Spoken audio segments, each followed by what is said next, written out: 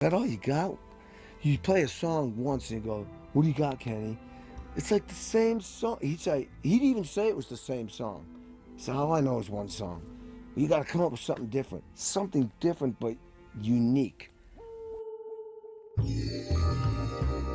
Don is his real name, Captain Beefheart, would compose a lot of the music kind of on the spot. And he would blame me for psychic interference. He said, man, can you guys feel it? He's doing it to me again. He's putting tinfoil in my radar. And the other band members would be scared. They go, oh yeah, we can feel it. Yeah, we feel it, Don. I said, well, do you want me to leave the room? He goes, no, it wouldn't do any good. You're humming middle C in your head. Stop doing that. I said, okay, all right, I will. It was still one of the most important musical experiences, I think, in my career, to play with somebody whose music I really held in high regard and still do, and to get a front row seat to his musical process, which was quite interesting. He calls me down to his room after the second day and went, Kenny, we gotta get this record done, and the producer's bringing in some session guys, and you go home and I'll pay for the rest of the week, which it might have been $150, I don't know. And I just said, no. And I'm like, did you just say that? Because you have to remember who I'm saying no to. It's like the meanest football coach. You don't say no. You just go, yes, sir. And I went, no, I'm not going home. And then these words, am I your drummer? And I'm going, I can't believe I'm saying this. He goes, like, what are you talking about? I'm like, am I your drummer? Am I the drummer in your band? He went, yeah.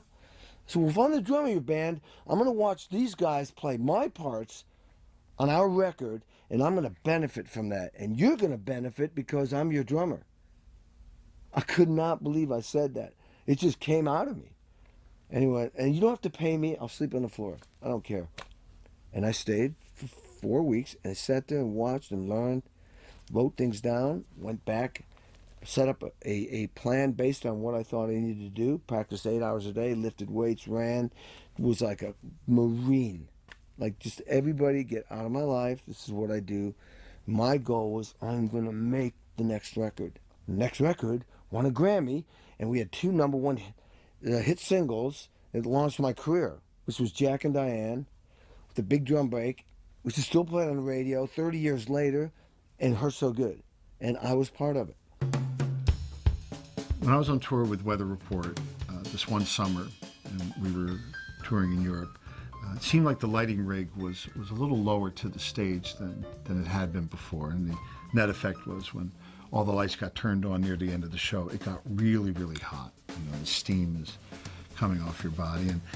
And it was hard to play these very fast, very loud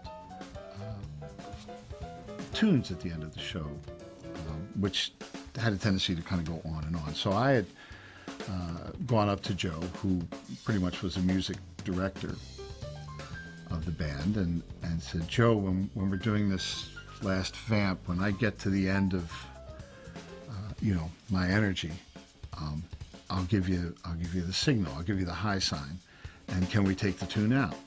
Or I kind of said it like almost as fact, we'll take the tune out then, okay? And he went, mm-hmm. And so that night, I give it my all. I get to the end of my energy, and I look over at Joe, and he just looks at me, and he leans into his keyboards, increasing the volume of what he's playing, and he continues playing. Now we have another whole long cycle before the tune can possibly end. I can't believe it. I'm so angry. And I'm hitting the drums as hard as I can, and I'm playing the beat, but every time I hit the drum, I'm thinking the most incredible combination of 4-letter words you can imagine. Mother, boom. And then finally, triumphantly, he looks over like, okay, now we finish. And he and the band stop, the lights on cue, black out. I keep playing. I'm so furious, and I won't stop. And I'm just hitting the snare drum like, oh, son of a... My eyes are closed, and I sense a presence. And about this far away, I open my eyes, and there's Joe Zawinul's face. So the first thing I expect is that I'm going to get bopped right in the nose, you know? But instead, I see that he has this look of glee, almost. And I'm still banging away, and I hear him say, yeah, yeah, yeah, yeah, yeah, yeah, yeah, yeah, yeah. And he jumps off the stage, kind of punches his fist up in the air. I finish, bow, I walk off the stage, confused, and he finds me and he comes up and he just says, thank you, man.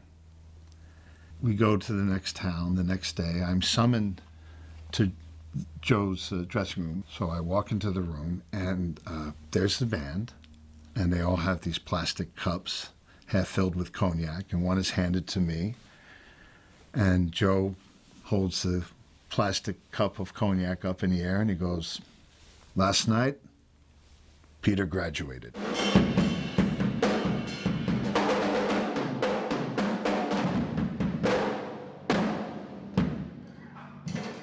Real success is the people who are by themselves, doing things perfectly. When you're working your butt off by yourself, nobody's seeing you, nobody's watching you, you're a successful person. You want to be the glue, you want to be the good guy. Of course, you're usually the guy with the truck, too, or the van. That's a good tip. You know, have your own wheels. A lot of you guys are starting to play. They don't want to learn the basics, and which is the rudiments, you know. And I tell them the rudiments are just like playing the scales of the piano. If you don't learn those, you can't play the piano. So you have to learn those. You say, well, you have to learn the rudiments. Let me see that. Oh, do I have to play those things? So I want them to play these things because that helps them to get around the drums. It's a constant. It's always moving, so you just gotta go with it and try to stay up. You know, as I get older, I kind of realized you have to stay current too, see what's happening, so you don't become a dinosaur. You know, by the time you're 40. You know, fusion music and modern jazz and Indian music and a lot of ethnic music, R&B, and every imaginable genre that existed in New York City, I sought out and I tried to understand it.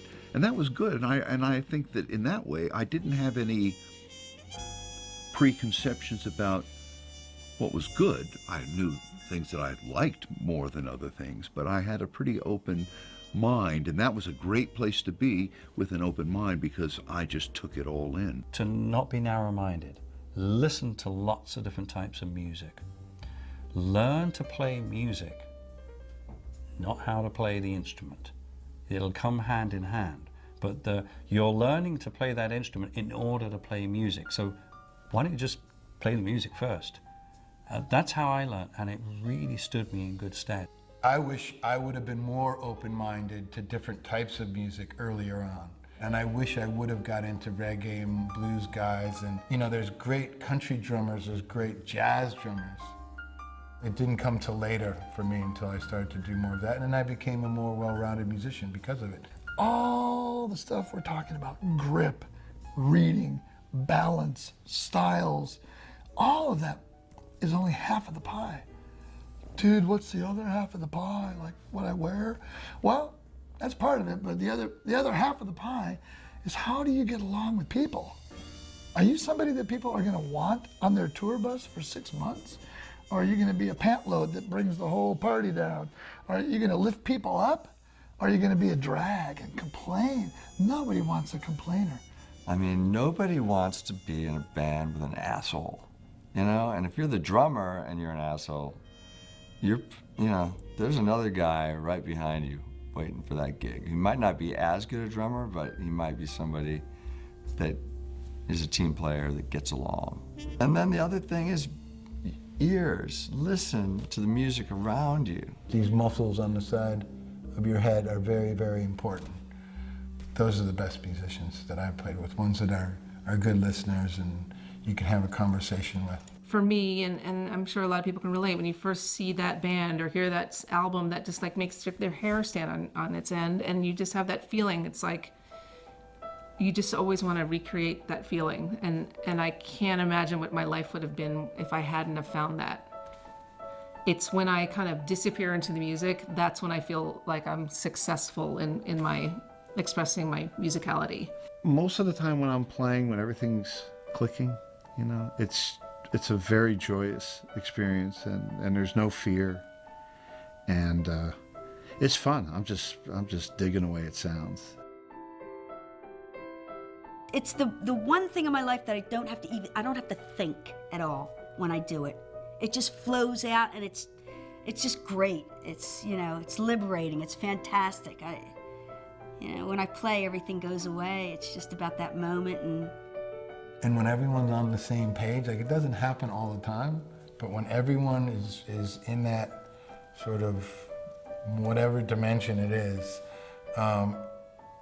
then it really feels like there is no time. It's just, you're just in that moment, and the moment is one big moment. And it's like so great. And you can do that at a concert, it's incredible. It's like you're levitating. It's like being in space or something. There's been times where it's been so high and it's been so intense that you feel like you're outside of your body. You're just like standing here looking at what's going on, you know. And it's a really weird thing, but it's such a beautiful thing because it's such a high peak to be to get to reach, you know, to play, you know. And it only happens every once in a while, you know. Every time I finish a recording session or I'm writing something, I think, I'm finally getting the hang of this music thing.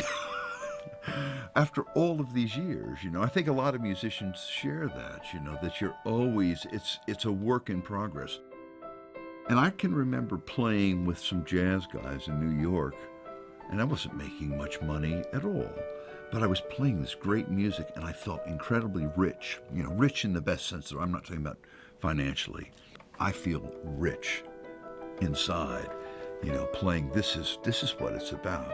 One of my favorite moments ever was when we were playing with Ringo at Radio City Music Hall, and Paul McCartney came and played Birthday, the Beatles' Birthday, with us and sang it for Ringo's birthday. He didn't know we were doing it, and then he hears the song, and he just jumps up on the riser, so he starts playing, and he looks over at me, "How long have you known about this?"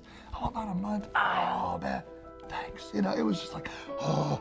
I'm not going to retire unless I have to. You know, they'll probably find me just flopped over, laying over top of the snare drum, but but that's it. Yeah. Finally, the drummer can walk in with their instrument just like the guitar player does. You can come in with this over your shoulder, with your brush, and maybe a tambourine on your foot, like that.